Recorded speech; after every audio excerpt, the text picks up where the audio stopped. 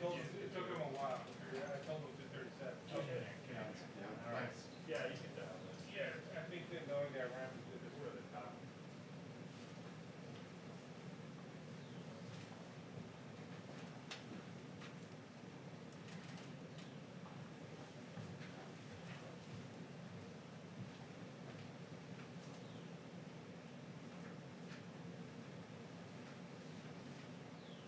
Hey, is White House Robo Camp for Robert on the roof?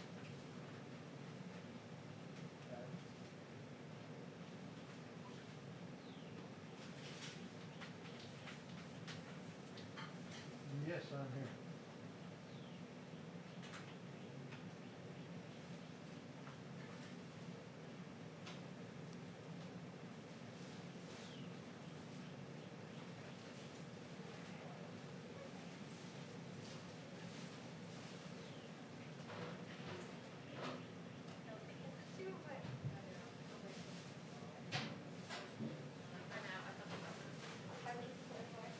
How have you been doing?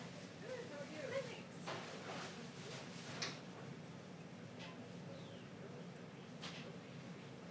thanks.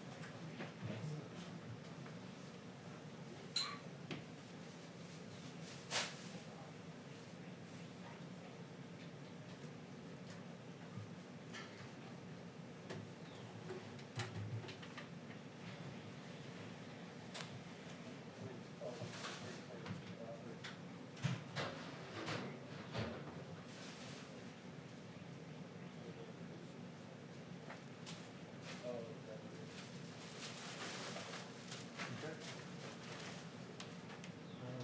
Great. So come back to me in between questions.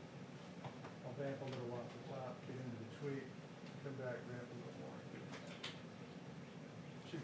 She won't. At 2 o'clock, they're gonna say, the briefing will now start at 2.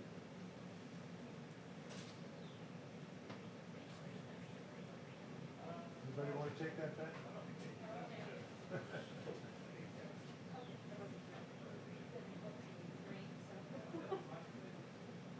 What was it like?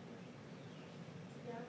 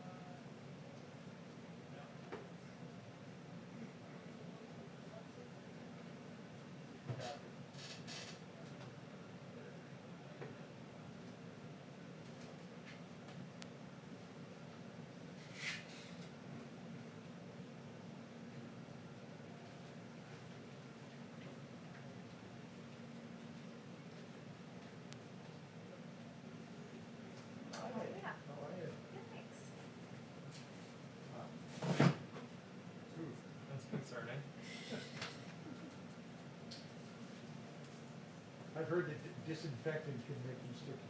Correct. My daughters are watching videos of your daughter play piano, by the way. She's good.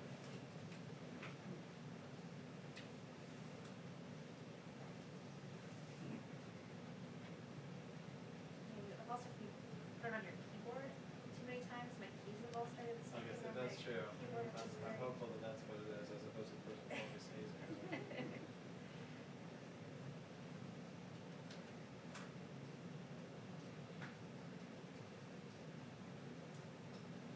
Dana, good afternoon to you.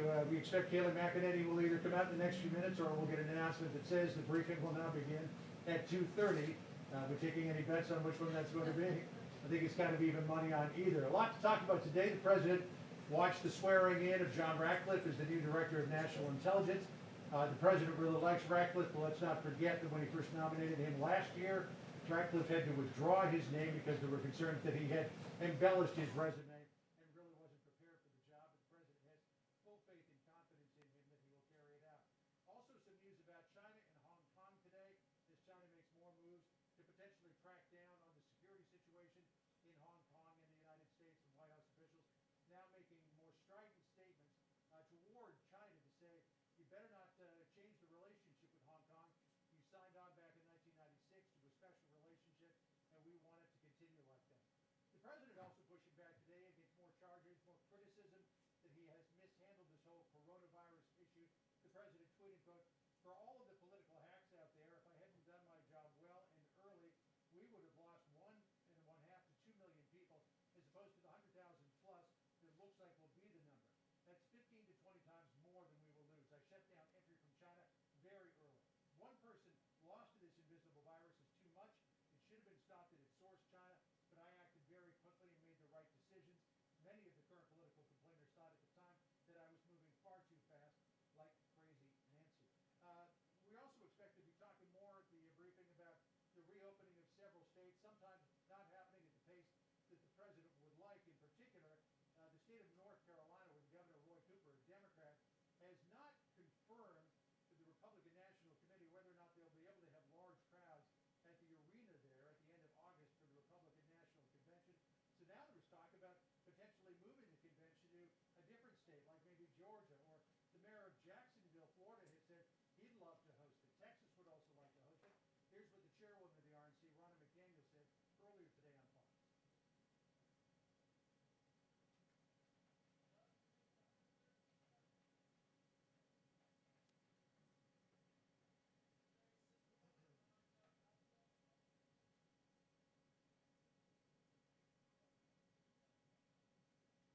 The RNC would certainly still like to have it in Charlotte, so would the President, but they do need to have those assurances because they're going to spend an awful lot of money on it, and they want to know that they will eventually be able to have it.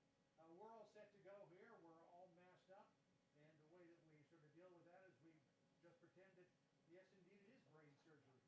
Okay.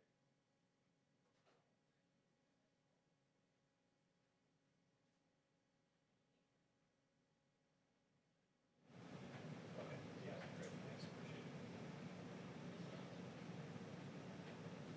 I appreciate that. Thanks. Yeah, sounds good. All right.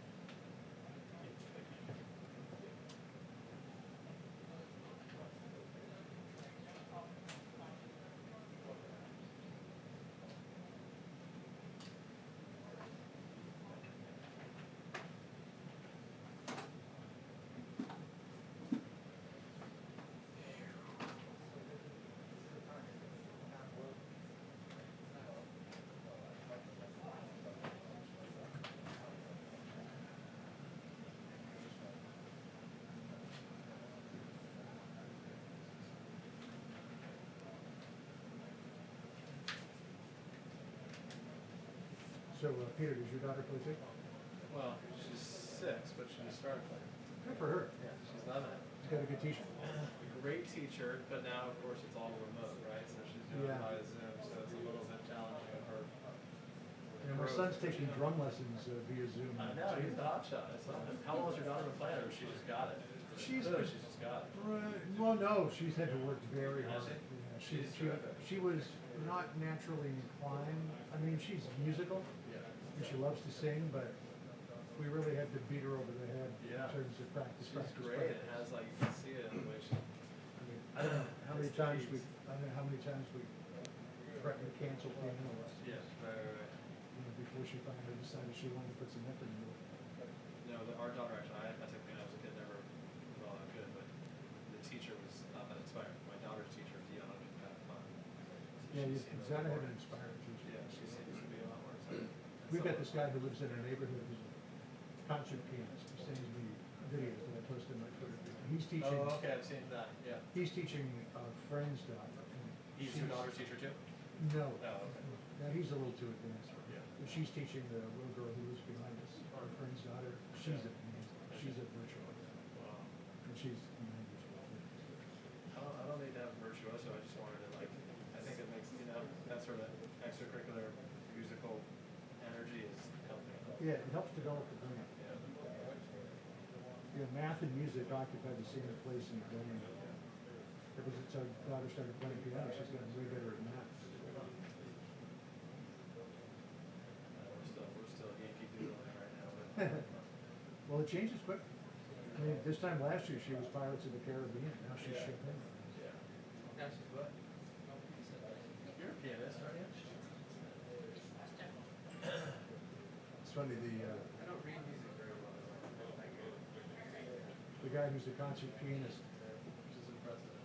the guy who's the concert pianist reminded me that Chopin wrote that piece that she played when Oh. he was the singer. Oh, is that right?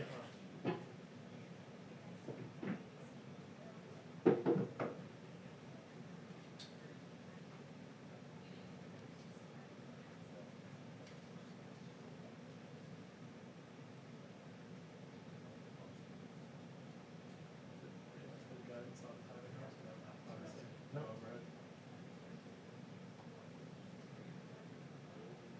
The Stenos are here, that's a good indication, we got a shot.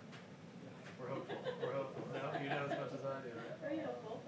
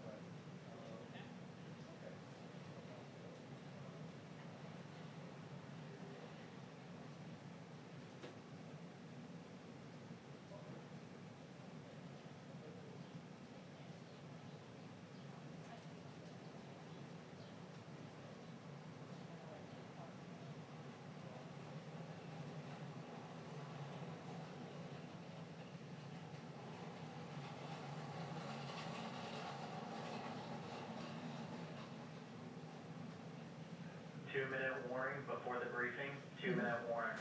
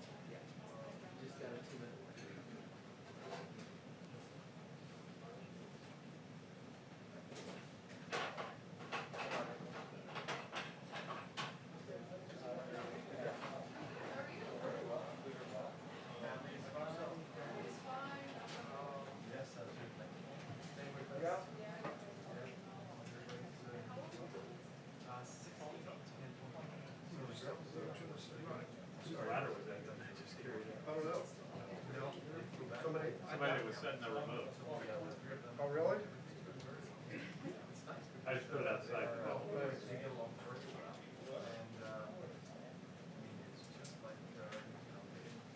You back there?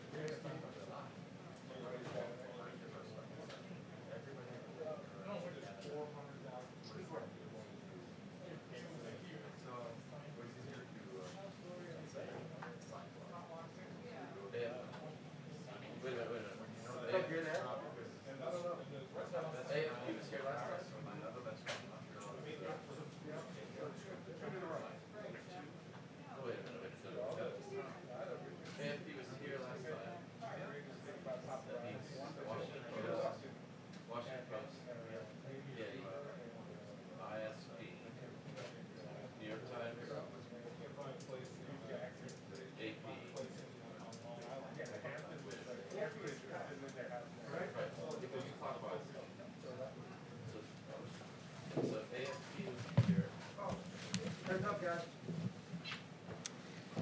Hello, everyone. I hope you all had an enjoyable weekend. I have some brief announcements for you today. Just that now we have 760 sites in retail locations in 45 states, plus the District of Columbia. CVS is planning to open an additional 650 sites.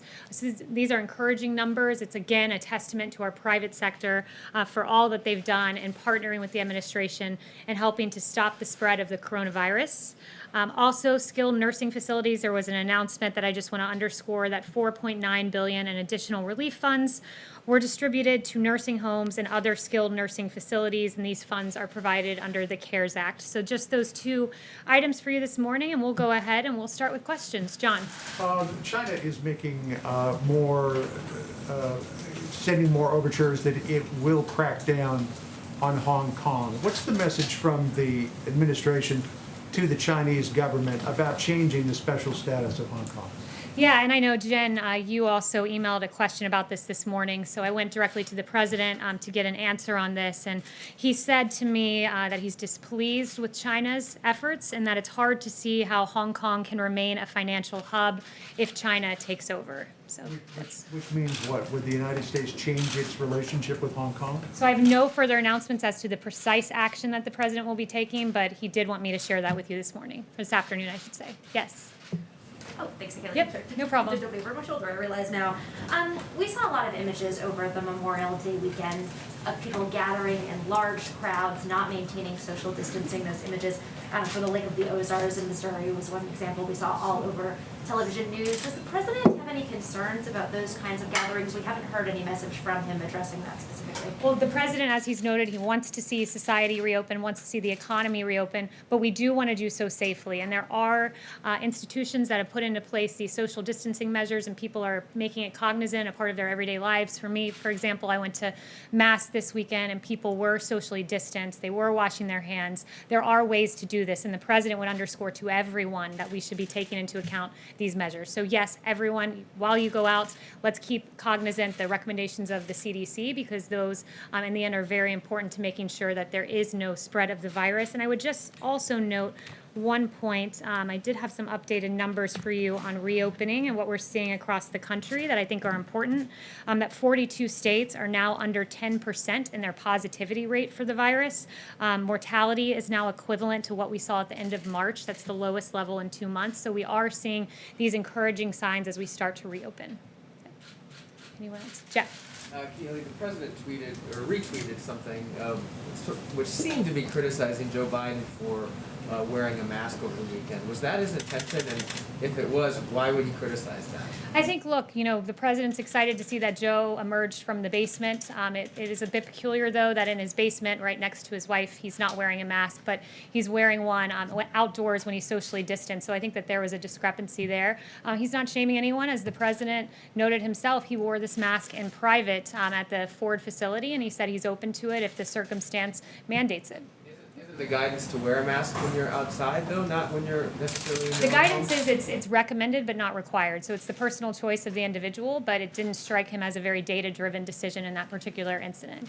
Yes, Peter? Thanks. If we could just do a little housekeeping first. We know Katie Miller tweeted that she's back at work today. Is the White House valet back at work, and has anybody else within the White House complex tested positive for the virus besides those two individuals that we learned about a couple weeks ago?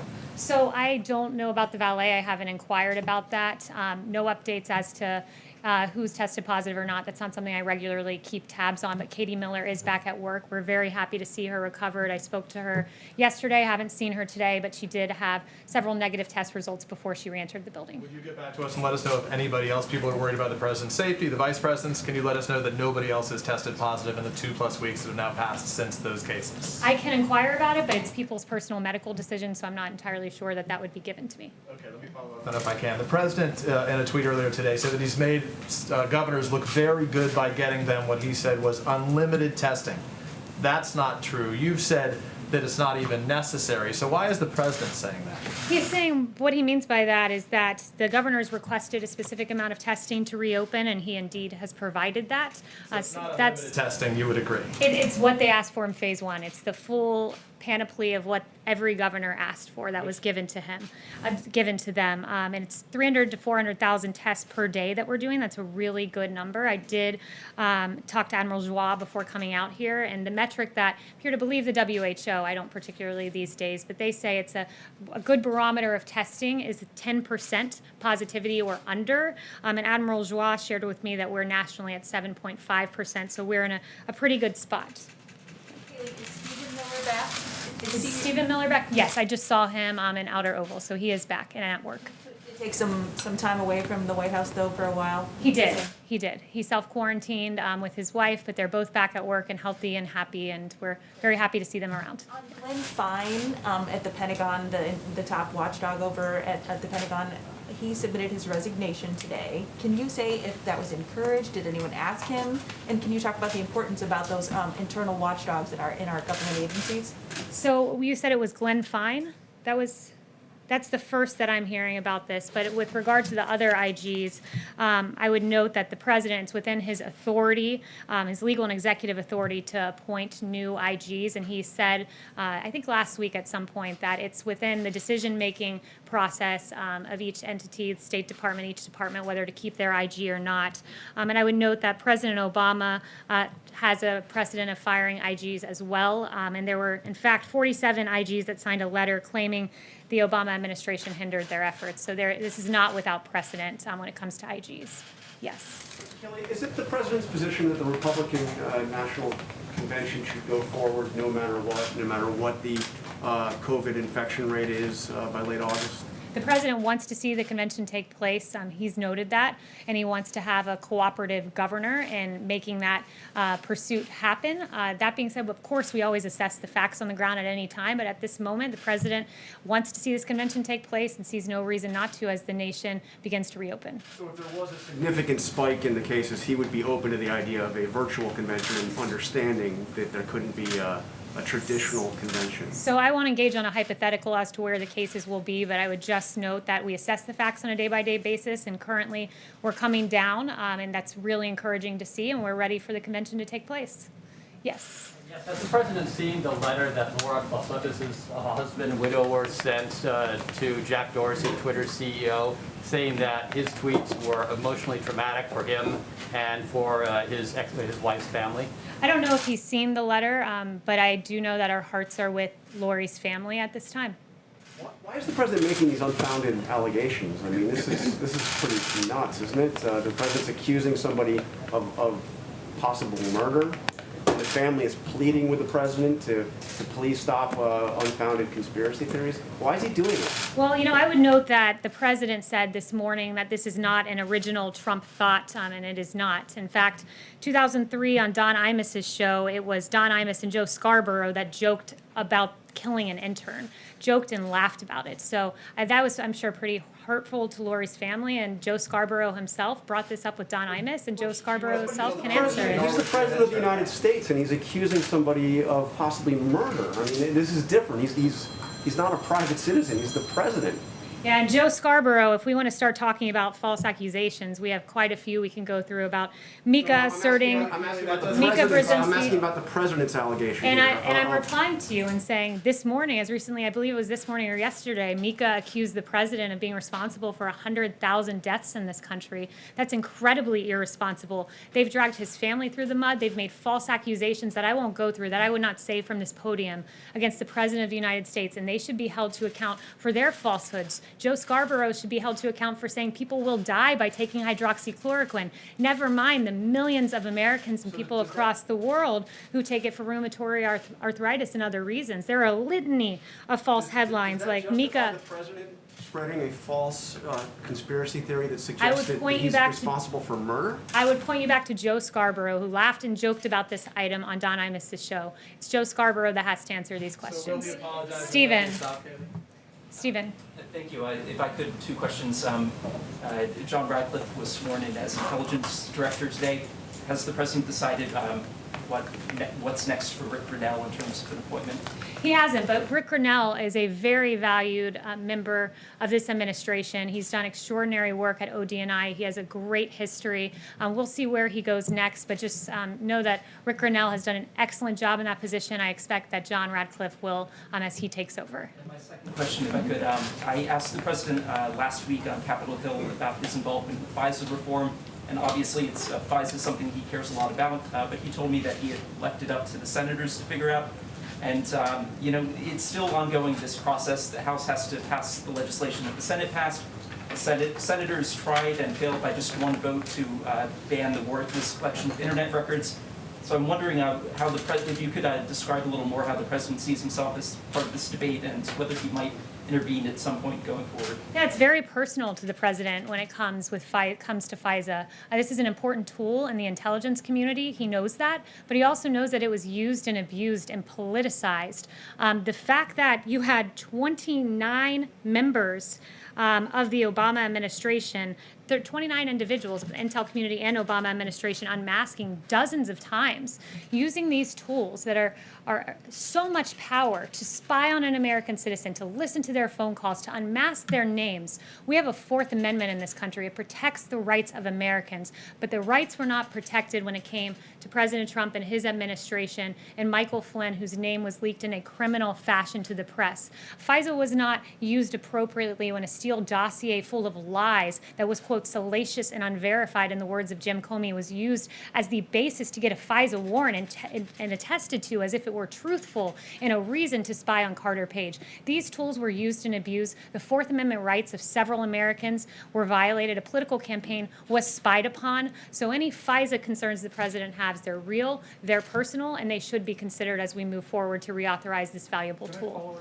Yeah, if I could, Rick Grinnell, as one of his last official acts, at the request of Adam Schiff, declassified transcripts of the phone calls between General Michael Flynn and Sergei Kislyak. Would President Trump encourage John Ratcliffe to facilitate the release of those transcripts? I haven't spoken to him on that, but this president has released, not the president rather, but this president has overseen an ODNI that has given the American people a lot of information that I think they're entitled to see. And one of the things the president has asked for is, where are the 302s, the summaries of that interview with Michael Flynn? 302s, so the American people understand, these are summaries when you interview an individual, and it's routine that those 302s are given in short order right after the interview is done. It's when your memory is at its best. But in the case of Michael Flynn, those 302s were lost and in fact edited afterwards by corrupt Peter Strzok and Lisa Page. So there's a lot of questions, and this president has encouraged transparency on this issue, and I think it's a great thing. So in the absence of the 302s, would he encourage the release of the transcripts so that the American people can see exactly what transpired during this conversation? I haven't asked him that. I'd have to ask him that particular question. Follow-up on John's question? Yes, let me get a few people in the back, because I want to make sure. Equal opportunity question caller. So yes. Kayleigh, we're about to cross the 100,000 dead American milestone. What does the White House view as having, by Election Day, what does the White House view as the number of dead Americans where you can say that you successfully defeated this pandemic? Is there a number? Yeah, every loss of life counts. We say 100,000, but like the president says, one death is something to be mourned. These 100,000 individuals have a face. The president takes this very seriously. It's why he lowered the flag to half-staff for 3 days to remember these men and women. I think, Dr. Birx said it best when she said that in their estimates, they had anywhere between 1.5 and 2.2 million people in the U.S. succumbing to the virus if we didn't shut down the economy. The president made the very hard choice of shutting down the economy, so we avoided that extraordinary number. Every one death is too many. We never want to see a single individual lose their life. But that being said, to be under significantly that high mark shows that the president did everything in his power and helped to make this number as low as humanly possible. When voters go to the polls in November and they want to judge the president on his response to this pandemic, what is the number of dead Americans that they should tolerate and where they can argue that yes, he successfully defeated the pandemic? I think you're asking the wrong question. The right question is where did the data? I want to ask, Kayleigh, so please don't tell Where me did, when I'm asking a right or and I wrong answered question. your question once, but if you ask it twice, it doesn't make it any better of a question. So I'll respond in kind. I've given you one answer. I'll continue to extrapolate upon that he always listened to the science. The president, when Dr. Fauci and Dr. Birx said you need to shut down the economy, that was hard for the president. You know, in a typical year, 120,000 people die of suicide and drug overdose. It's in a typical year. And doctors have said when you shut down an economy for an extended period of time, that number gets greater. People don't show up for their cancer diagnoses. There are a litany of results when you close down an economy, but closing down the economy for this amount of time kept us far below the 2.2 million number. And as we start to reopen, we keep in mind the people who are missing their screening appointments, the people who are succumbing to suicide and drug overdose because of economic hardship. This president made the right choice. It was a delicate balance, and he did it exactly as he should, guided by data, and we are far below 2.2 million dead Americans because of the actions of President Trump. You mean? I'm going to read something really quickly. Timothy Claw Sotis wrote, quote, "Conspiracy theorists, including most recently the President of the United States, continue to spread their vile and misinformation on the platform, disparaging the memory of my wife. Why won't the President give this widower peace and stop tweeting about this conspiracy theory involving his wife? Why can't this widower get peace from the President?" I've already asked and answered this question, and our hearts are with Lori, and I think the onus is on Joe Scarborough to explain his interaction with Don Imus and his laughing on this very matter on Don Imus's show. Chanel. The widower is talking specifically about the President. Are you not going to answer that? Warrants with regards to ex-CIA Chief John Brennan. How willing are you able to go forward and say that he lied to the FBI or obstructed justice in the process of discussing Russian collusion and the Trump family? And on that note, we now have new information showing that Obama himself used foreign intelligence to actually request surveillance on the 5th and 26th floor of the Trump Tower. So to what extent was John Brennan behind that? To what extent can you share with us what you know?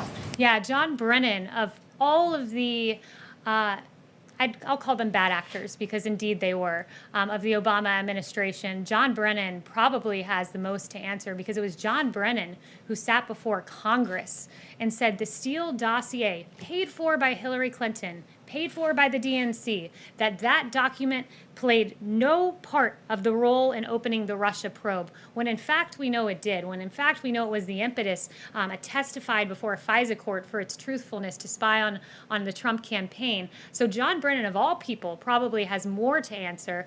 So too does Samantha Power and Susan Rice, and these individuals who admitted under oath that they, in fact, spoke to foreign leaders and representatives of foreign leaders during their transition, but yet somehow during the Trump transition, that was uncalled for. What has been done all throughout history was uncalled for and meriting unmasking and meriting cornering Lieutenant General Michael Flynn. All of these people have really legitimate questions to answer. I think we're slowly getting to the bottom of this, but it's a real travesty and really one of the biggest political scandals in modern history. Yes.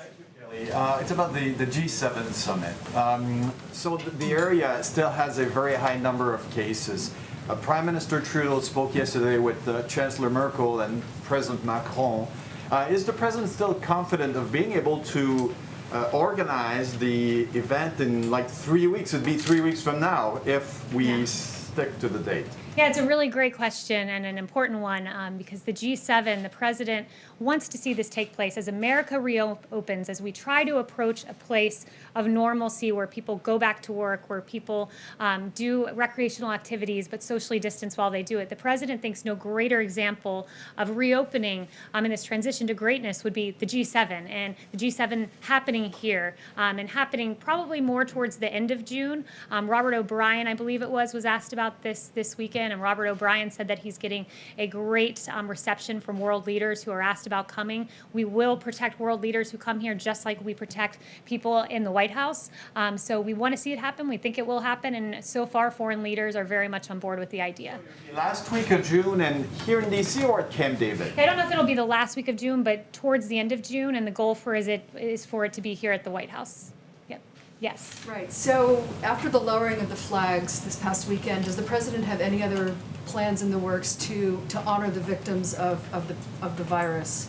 Yeah, I think he's go ahead. Sorry, and a larger question is, does he see his role as mourner-in-chief in some way, which would be the traditional role of president? Yeah, I think he takes that responsibility very seriously. He said that this is the hardest part of his presidency, going through this pandemic. He says so many times that he thinks about many of his friends, some of his friends, I should say, who have perished because of this disease. It's real to him. It's personal to him. It's why he says, one death is too many, and he thinks about it all of the time. So he does see his role as that, comforting the nation, but reopening the country, giving the country hope at this time as we look forward to going back to work and resuming our lives, although in a new reality with new CDC guidelines. Actions in the works? I think lowering the flags is a great example, and we have further announcements on that front. I will be sure to share those with you. Yep, Jen. Thanks. So going back to the Clisudis family, I think is how you pronounce it, the Florida family. They have asked the president, the widower has asked the president in that letter to stop talking about this and for Twitter to take down those tweets. I just wanted to ask you, is the president asking for someone, for law enforcement, to reopen this cold case? Is that what he's intending? Is he going to ask the DOJ to reopen something? What is he asking for when he talks about the cold case? Yeah, I don't have any future announcements on the president's action, but I would just refer everyone, for those of you who haven't heard it, go back and listen to the Don Imus soundbite. It was very callous, it was very cruel, and I think laughing and joking about the death of an intern is really uncalled for, and I think that's something we can all agree to. Thank you all very much. Just for clarity, is the president going to stop, Kayleigh? Just for clarity?